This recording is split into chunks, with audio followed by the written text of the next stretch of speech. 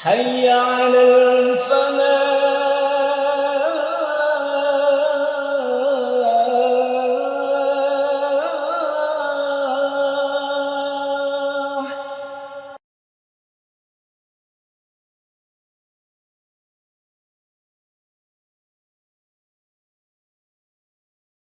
Bismillahirrahmanirrahim. Assalamualaikum warahmatullahi wabarakatuh. Alhamdulillahi rabbil alamin. Wabihi nasta'inu ala umurid dunya wad din. Qala ta'ala wa huwa asdaqul qailin. Wa ma arsalnaka illa rahmatan lil alamin. Wa qala sallallahu alaihi wasallam, innama ana rahmatul muhdah. Allahumma salli wa sallim wa barik wa karrim ala nabiyyina wa mursyidina wa qurratu a'yunina Muhammad ibn Abdullah wa ala alihi wa sahbihi wa man walah wa la hawla wa la quwwata illa billah. Subhanaka la ilma lana illa ma 'allamtana innaka antal alimul hakim. Nas'aluka Allahumma ilman nafi'an yuqarribuna ilaik. Allahumma arzuqna al-ikhlas was-sidq fil qawli wal amali waj'alna minar rasyidin. Amin ya rabbal alamin. Jamaah Masjid Al-Falah rahimakumullah. Mari kita bersyukur malam hari ini Allah memberi kesempatan kepada kita semua dalam keadaan sehat untuk bisa beribadah di Masjid Al-Falah. Kita baru saja selesai menunaikan ibadah solat maghrib. Kita lanjutkan dengan kajian al-Islam sampai solat isya. Insya Allah bermanfaat dan mendapat ridha Allah subhanahu wa ta'ala. Kajian kita malam hari ini adalah mempertanyakan kualitas atau upaya kita untuk bersilaturahmi pasca Idul Fitri. Barangkali orang banyak yang berpikir Idul Fitri itu salah satu tandanya adalah bersilaturahmi. Lalu pada waktu Idul Fitri kita bersilaturahmi. Tidak salah itu. Tapi silaturahmi di hari raya Idul Fitri itu hanya tajdid silaturahim. Memperbaharui silaturahmi. Meningkatkan kualitas silaturahmi. Dan yang lebih penting dari itu adalah kita harus memahami bahwa silaturahmi itu diperlukan sepanjang zaman. Kita tidak boleh memutuskan silaturahmi kapan saja.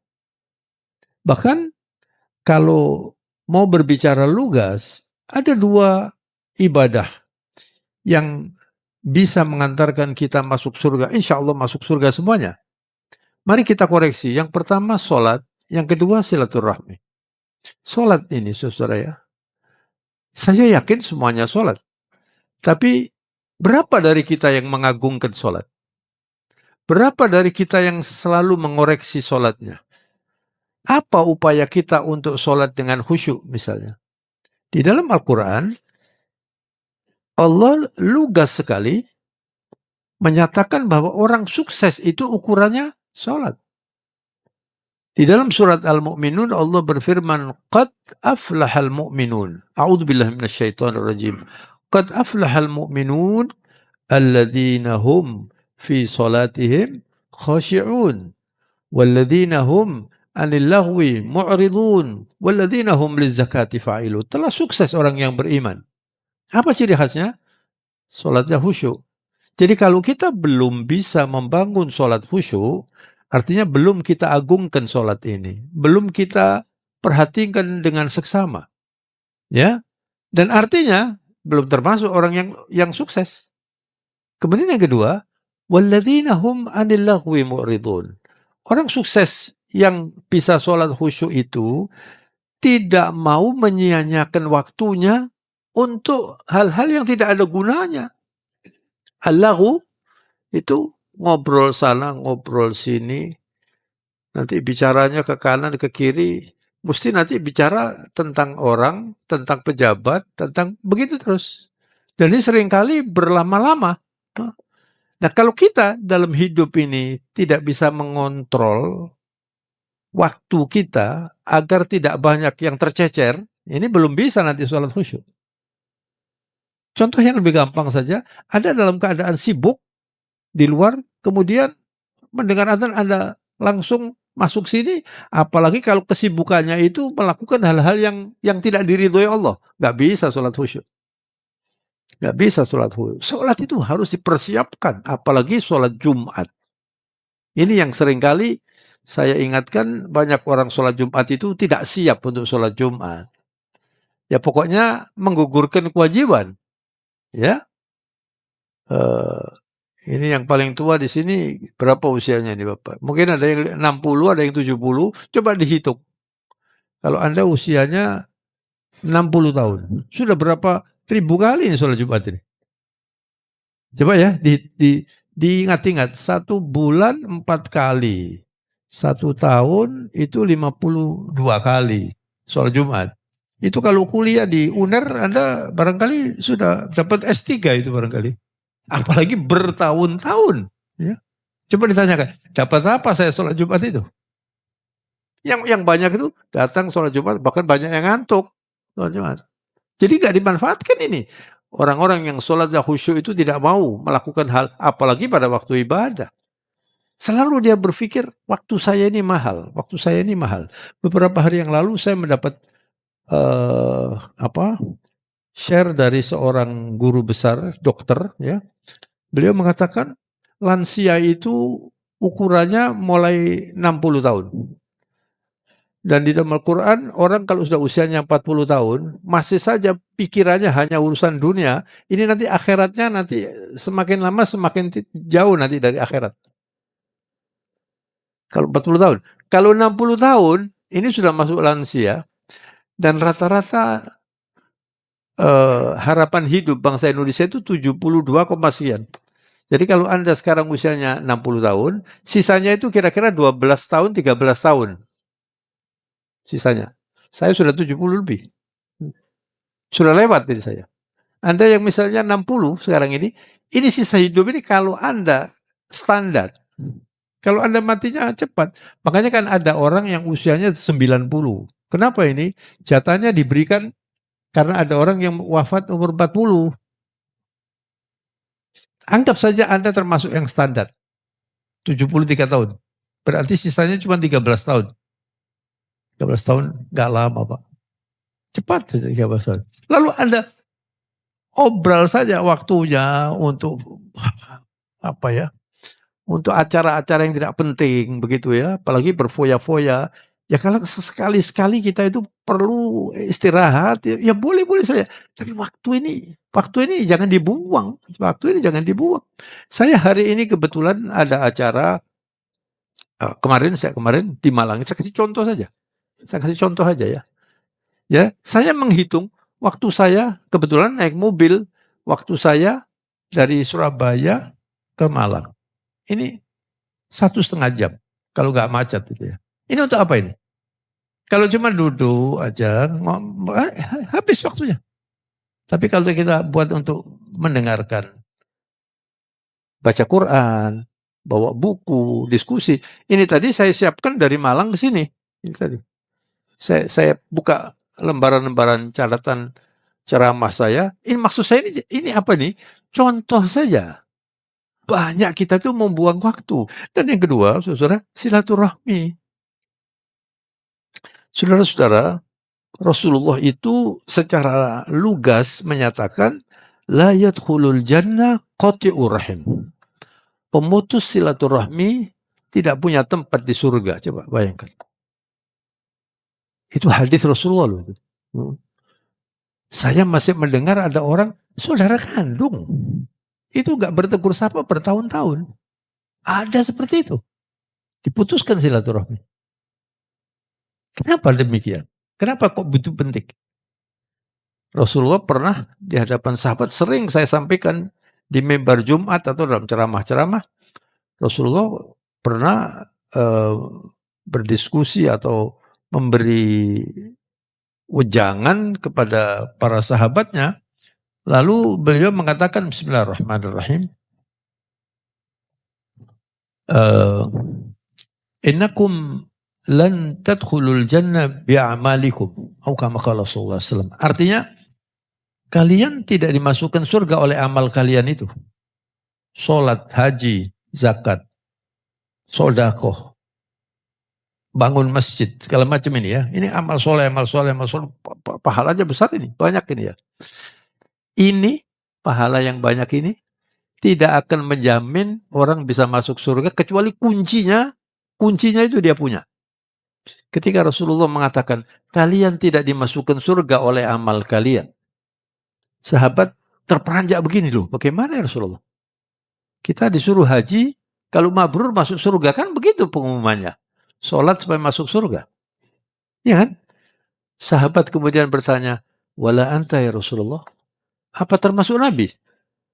Amalnya Nabi ini gak terhingga. Apa termasuk? Wala ana, saya pun tidak dimasukkan surga oleh amal saya. Lalu, bagaimana supaya bisa masuk surga?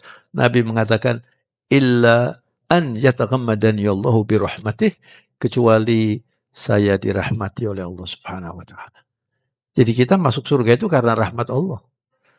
Kita sholat supaya mendapat rahmat. Kita haji supaya mendapat rahmat. Kita puasa supaya mendapat, kita baca Quran, kita hadir seperti ini supaya mendapat rahmat Allah. Orang kalau berkumpul di tempat seperti ini, itu huffat alaihimul malaikah wa ghasyiyatuhumur rahmah, dilindungi oleh malaikat Allah, dilimpahi banyak sekali rahmat oleh Allah. Kalau kita duduk belajar seperti ini aja, ini rahmat luar biasa ini. Nah, tapi rahmat itu akan diputus kalau kita memutuskan silaturahmi. Allahu Akbar. Dan orang-orang yang beriman itu adalah orang-orang yang berbelas kasih. Rasulullah SAW, arhamun nasi ilan nasi huwa sayyiduna Muhammad SAW. Orang yang paling berbelas kasih kepada manusia, itu Rasulullah SAW. Bukan hanya kepada umat Islam, manusia seluruhnya. Karena Nabi ini diutus untuk semua orang. Setelah Nabi nggak ada Nabi lagi. Setelah Rasulullah nggak ada Nabi lagi. Jadi Nabi ini adalah target Allah untuk membuat orang-orang yang sehidup sesudah Rasulullah itu akan masuk surga dengan rahmat Allah. Makanya Rasulullah dalam seruannya di Madinah ketika berhijrah dari Mekah ke Madinah, beliau mengatakan, ayuhan nas innama ana rahmatun muhda. Saya, kata Nabi, adalah rahmat Allah yang dihadiahkan. Di dalam Al-Quran, Allah secara gamblang itu menyatakan, wa ma arsalnaka illa rahmatan lil alamin. Dan tidak kami utus engkau, yakni Rasulullah SAW, kecuali rahmat untuk alam semesta. Jadi bukan hanya untuk orang Islam rahmat ini, untuk alam semesta. Hanya saja ada yang mau ikut, ada yang tidak mau ikut. Yang tidak mau ikut ini pun dikasih rahmat. Dia bisa menikmati hidup, punya anak, bisa bersenang-senang begitu ya. Tapi kalau akan merasakan kebahagiaan yang sejati nggak mungkin. Karena bahagia yang sejati itu adalah orang yang bisa hidup sakinah. Dan sakinah itu hanya dimiliki oleh orang yang beriman. Orang kalau tidak beriman, bagaimanapun pangkatnya, bagaimanapun kayanya, dia pasti gelisah dan dia pasti takut menghadapi perubahan-perubahan dunia ini. Yang bisa menikmati dalam arti yang sebenarnya itu adalah orang yang beriman. Dan salah satu tanda orang yang beriman itu cinta kepada Allah. Walladzina amanu asyaddu hubban lillah. Dan mereka orang-orang yang beriman itu sangat cinta kepada Allah. Nah, kemudian Rasulullah SAW, beliau dalam hadis mengatakan, la yu'minu ahadukum hatta akuna ahabba ilaihi min walidihi wa waladihi wa min wan nasi ajma'in bal wa min nafsihi, atau kama qala sallallahu alaihi wasallam.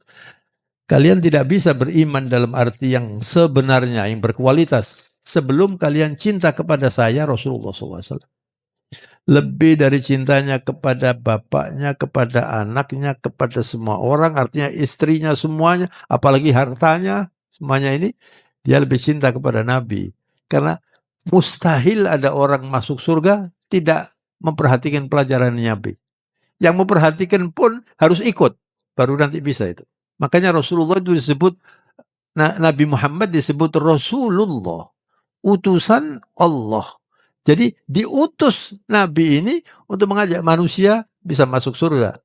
Dan Nabi karena begitu besar cintanya kepada manusia ini, beliau mengatakan, kullu ummati yadkhulunal jannah.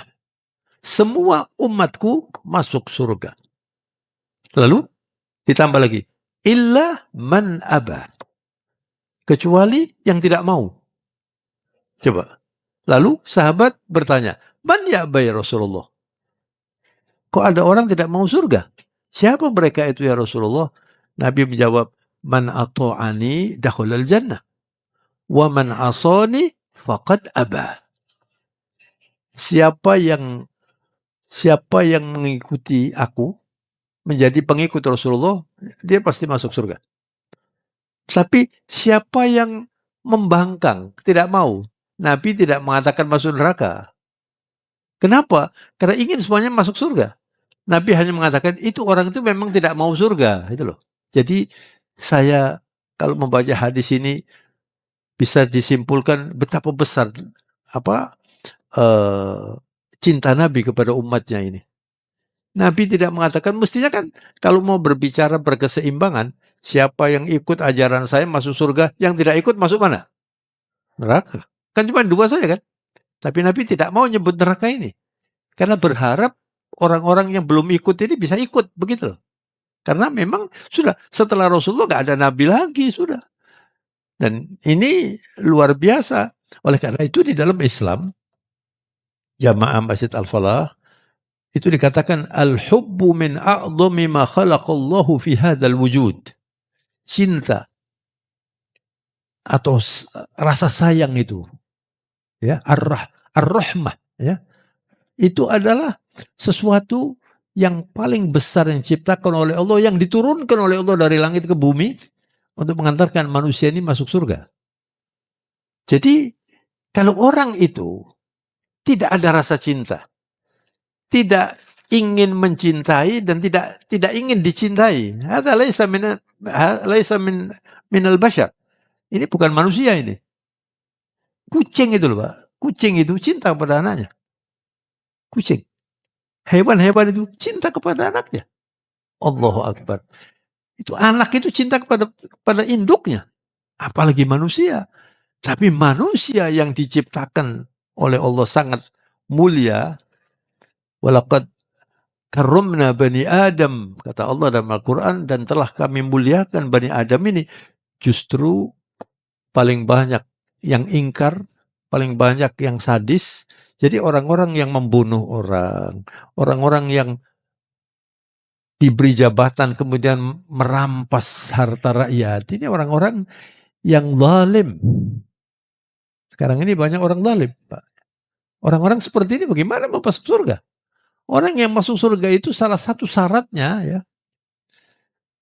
Pertama, orang masuk surga itu ada seorang ulama bernama Ja'far As-Sadiq. Ini dari keluarga Nabi. Saya nggak tahu berapa tahun antara beliau ini dengan Rasulullah ini, mungkin 100 atau 200 tahun, saya nggak tahu. Tapi masih tidak terlalu jauh jaraknya dengan Nabi. Dikenal sebagai salah seorang ulama yang terkemuka. Setelah dia mempelajari hadis dan Al-Quran, dia berkesimpulan orang yang akan masuk surga itu, ya, punya 4 ciri khas. Nanti kita ini sampai di rumah ditanyakan nih, kira-kira cocok lagi awak-awak ikimal busurga itu. Yang pertama, ya, lahu wajhun mumbasid. Orang yang bakal masuk surga itu atau manusia surgawi itu, ya, itu manusia yang wajahnya itu bukan wajah preman gitulah kira-kira. Bukan orang sadis itu, bukan. Orang yang semeringah ini mudah-mudahan ini masuk surga semua ini. Lihat aja nih. Orang kalau sering sujud, wudhu tiap hari, insya Allah wajahnya itu. Dan itu tidak dituntut harus tampan atau harus cantik. Ada orang tampan tapi wajahnya nerakawi. Nah, ada orang kulit hitam tapi cerah wajahnya. Bilal bin Rabah itu orang kulit hitam. Satu-satunya sahabat Rasulullah yang didengar suaranya di surga ketika Rasulullah di-mi'rajkan Bilal bin Rabah. Coba bayangkan. Orang yang dicampakkan, orang yang dihinakan, orang yang dijual belikan, disiksa oleh tuannya itu. Masuk Islam menjadi muadzzinir Rasul. Kemudian waktu Rasulullah Mi'raj di surga, Rasulullah mendengar ada orang berjalan, ditanyakan, siapa ini? Wahai Jibril, siapa ini? Ada Bilal bin Rabah. Itu Bilal bin Rabah. Jadi, Anda nanti sampai di rumah, lihat di kaca lah, kira-kira wis cocok lagi kayak wong surga ini. Kalau wajah-wajah yang bengis-bengis ini, ya saya tidak bisa lah mengatakan si Kiki kira-kira ini gak mlebu surga ini. Ya. Tapi begitu orang, kenapa ini? Li'annahu qalbuhu rahim. Orang yang masuk surga itu orang yang hatinya itu berbelas kasih. Bukan orang yang lek coro Surabaya mentoloan itu loh Pak. Ngerti Pak mentoloan? Ada orang sakit, kok ini kalau mana, yuk tolong tok. Orang mentolan ini, itu hatinya itu bengis, bukan ciri khas orang surga. Kecuali kalau dia tobat ya, saya nggak tahu. Saya tidak memvonis, tapi ini Ja'far As-Shadiq itu mengatakan begitu. Yang ketiga, saudara ya, orang yang akan masuk surga itu lisanun afif. Lidahnya ini tidak kotor Pak. Nggak suka mencaci maki orang.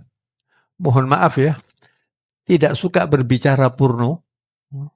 Makanya saya paling berat sekali kalau mendengar ada ustadz guyonannya itu porno. Itu gak cocok dengan Islam itu.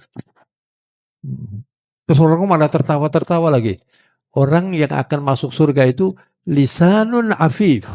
Karena hatinya ini berbelas kasih.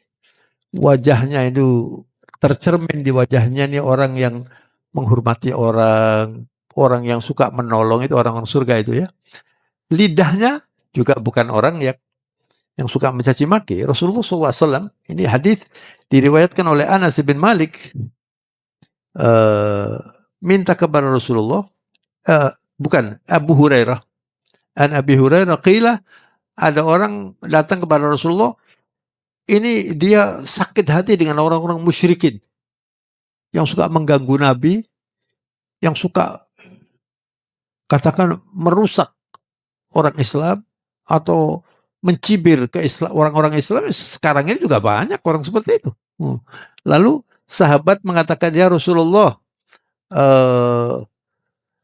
ya Rasulullah, ud'u alal musyrikin. Doakan saja orang musyrik itu masuk neraka atau bagaimana gitu loh. Didoakan jelek. Ya. Apa jawabannya Rasulullah? Inni lam ub'at la'anan wa inna bu'ithu rahmatan. Saya diutus ini bukan untuk mengutuk orang, tapi saya diutus ini membawa rahmat. Jadi walaupun orangnya sadisnya bagaimana, nggak mungkin Rasulullah akan mengutuk mereka itu.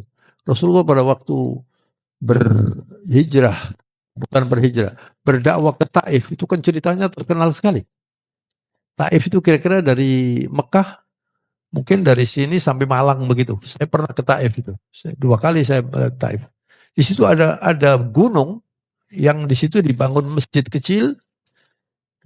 Ini kenapa? Ini untuk mengingat ketika Rasulullah diperlakukan sangat tidak sopan, dilempari batu. Rasulullah pada waktu itu sebelum di-mi'rajkan ya, Rasulullah sempat mengajak sahabatnya untuk berdakwah ke Taif. Berjalan Rasulullah ke Taif. Sampai di Taif, Rasulullah dilempari batu, anak-anak dilecehkan begitu, sampai kakinya berdarah. Kakinya Rasulullah itu keluar darahnya. Itu waktu beliau itu di lembah itu, malaikat yang ditugasi oleh Allah itu mengatakan, ya Muhammad anta habibullah. Kata para malaikat, engkau kekasih Allah. Bagaimana diperlakukan seperti ini? Lalu malaikat mengatakan, in syi'ta ya Muhammad la adbaqa alaihimul akhsyabain. Saya ditugasi oleh Allah untuk menjaga gunung itu. Kalau setuju, ini orang-orang yang mencaci maki, orang-orang yang tidak sopan itu akan dihimpit dengan 2 gunung ini oleh malaikat ini. In syi'ta la adbaqa alaihimul akhsyabain itu 2 gunung. Kalau setuju, akan saya himpit ini. Apa kata Rasulullah? Jangan. Rasulullah mengatakan, Allahumma hdi qaumi fa innahum la ya'lamun. Ya Allah beri hidayah mereka ini, mereka tidak tahu. Mereka tidak tahu saya ini membawa ajaran supaya mereka masuk surga. Lalu Nabi mengatakan, Inni la arju yakhruju min aslabihim man yashhadu an la ilaha illallah. Saya masih berharap nanti keturunan orang-orang yang tidak baik ini melahirkan manusia-manusia yang beriman, percaya kepada Allah dan Rasulnya. Dan saya pernah waktu di Taif itu, saya sekedar bergurau saja dengan orang-orang yang saya temui di sana. Ini untung kalian didoakan oleh Nabi. Coba kalian, Nabi setuju permohonan malaikat ini habis semua kalian. Saya bilang, itulah rahmatnya Rasulullah SAW. Nabi yang rahmat. Jadi saya ulangi. Orang surga itu wajahnya menyenangkan. Hatinya berbelas kasih. Lidahnya tidak kotor. Tidak suka mencaci maki orang. Walaupun marah itu tetap dalam kendali sebagai orang yang berbelas kasih. Kemudian yang terakhir, yadun mu'tiyah. Orang surga itu tangannya begini. Bukan begini ini. Ini orang kikir itu simbolnya begini, Pak. Kalau orang Inggris mengatakan close fisted. He is a close fisted man. Ini. Fist ini genggaman ini. Jadi orang kikir itu begini. Nah orang surga itu yadun mu'tiyah. Ini orang surga itu suka memberi. Bukan orang kikir. Maka kita kalau ingin masuk surga coba dipelajari itu. Dipelajari. Si ciri-ciri khas orang surga itu ya. Dan yang paling penting akan mempengaruhi semuanya itu adalah qalbun rahim. Orang surga itu hatinya berbelas kasih. Tidak sulit memaafkan orang. Itu orang surga. Tidak malu meminta maaf. Itu orang surga. Ada orang yang pendendam, Pak. Mungkin salahnya sedikit saja, udah gak mau ketemu dengan orang itu. Orang-orang seperti itu hatinya itu beku, Pak. Kenapa ini hatinya beku? Ya kurang dipelihara hatinya. Orang kalau seperti itu obatnya itu banyak berzikir, banyak bersalawat. Tapi kalau orang itu kikir berzikir, Anda lihat saja orang-orang yang sholat di masjid. Saya sering mengamati, Assalamualaikum berdiri sudah. Tidak mau berzikir ya itu. Kalau tidak mau berzikir itu artinya apa? Maksud saya bukan tidak mau berzikir, sedikit berzikir. Al-Quran itu kalau Anda pelajari, kita pelajari Al-Quran, perintah Allah yang tidak dibatasi cuma satu saja. Sholat dibatasi, haji dibatasi, zakat dibatasi, puasa dibatasi. Puasa yang wajib sebulan. Kalau mau ditambah sunnah. Kemudian sholat 5 waktu. Ya, haji wajibnya juga 1 kali aja. Kalau mau sunnah ditambah boleh. Satu aja yang tidak dibatasi dan dianjurkan untuk dilakukan sebanyak-banyaknya. Apa itu? Zikrullah. Ya ayyuhalladzina amanu udkurullaha zikran kathira wasabbihuhu bukratan wa asila. Hei, segenap orang-orang yang beriman dipanggil oleh Allah, berzikirlah sebanyak-banyaknya dan bertasbih siang hari malam. Nah kemudian kalau kita kembali kepada persyaratan yang kedua, ya dalam sebuah ceramah halal bihalal beberapa waktu yang lalu, saya katakan orang yang ingin masuk surga itu sama dengan orang yang mau pergi ke luar negeri, harus syaratnya dipenuhi. Yang pertama punya paspor, paspornya itu sholat, Pak. Yang kedua punya uang untuk beli tiketnya, itu silaturahmi. Kalau Anda nggak punya uang, nggak bisa, nggak punya kendaraan. Jadi sholat dan silaturahmi. Kemudian Anda pelajari bagaimana ciri khas orang-orang surga itu. Dan kesimpulan dari ceramah malam hari ini, saya mengundang semuanya, mari kita mengevaluasi diri kita.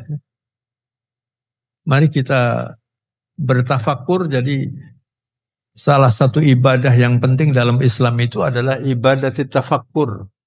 Berpikir. Maksudnya berpikir itu apa? Mengevaluasi diri kita. Dan Anda akan bisa berpikir dengan baik, memperbaiki sholat.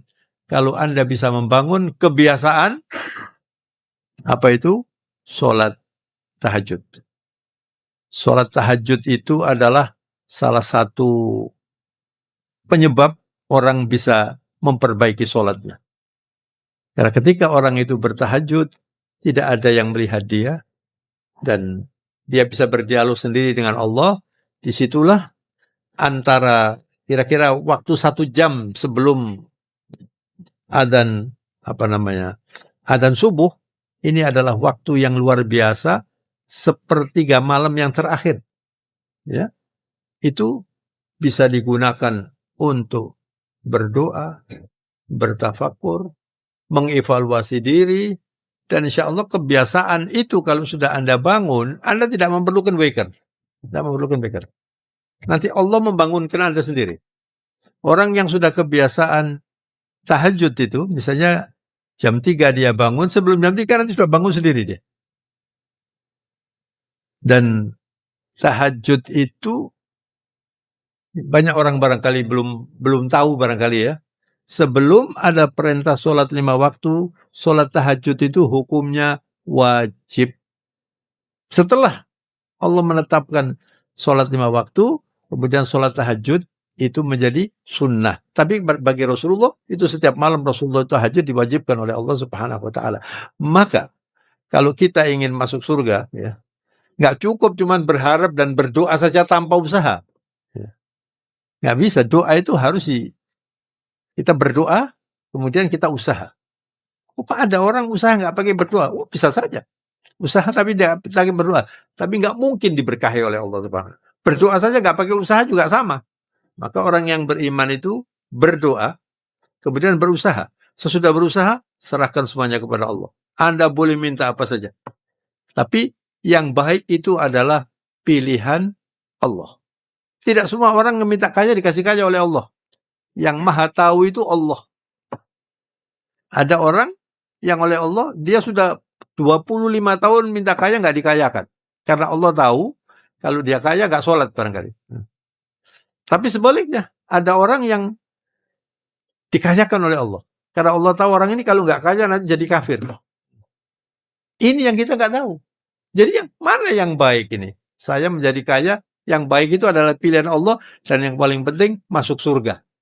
Dan kalau Anda sudah termasuk orang yang meniti jalan menuju surga, hidup Anda pasti bisa dinikmati. Jangan Anda iri dengan orang-orang kaya, orang-orang nggak pernah sholat di Amerika, di mana-mana kok kaya begitu. Jangan dikira mereka itu menikmati. Nggak mungkin. Surga itu bisa dinikmati oleh orang yang bisa menikmati surga di dunia. Sehingga para ulama mengatakan, ala inna fid dunya jannah man lam yadkhulha lam yadkhul jannatal akhirah. Di dunia ini ada surga. Yang tidak bisa memasuki surga dunia, nggak bisa memasuki surga di akhirat. Apa maksudnya ini? Dia bisa menikmati sholat. Dia bisa menikmati masjid. Dia bisa menikmati sedekah. Enak. Apalagi Quran, Pak. Jadi orang yang sudah tahu Al-Quran itu sudah mengabaikan buku-buku yang lain. Tidak ada buku atau kitab yang lebih suci dari Al-Quran. Maka orang-orang yang bisa menikmati Quran, menikmati sholat, nggak mungkin stres hidupnya. Dia kaya, tetap tidak sombong. Dia tidak kaya, tetap dia sabar. Itu orang surga itu. Jadi surga ini di dunia sudah ada. Hidup nggak mungkin orang masuk surga hidupnya berantakan, nggak mungkin. Jadi jangan diukur, kok cenai, nggak tahu sholat, nggak tahu masjid kok suki. Jangan dikira mereka menikmati. Nggak ada orang bisa menikmati hidup ini kecuali punya iman. Dan iman itu yang paling penting adalah menegakkan sholat. Dan juga yang kedua saya ingatkan lagi, jangan memutuskan silaturahmi. Maka dua ini, insya Allah kalau kita bisa membangunnya, kita akan menjadi manusia surgawi. Masih ada waktu berapa menit? Cukup 2 menit. Saya akhiri dengan harapan semoga ceramah malam hari ini bermanfaat. dan mendapat ridha Allah Subhanahu wa taala. Subhanakallahumma wa bihamdika nasyhadu an la ilaha illa anta nastaghfiruka wa natubu ilaika wal afu minkum wabillahi taufiq wal hidayah. Wassalamualaikum warahmatullahi wabarakatuh.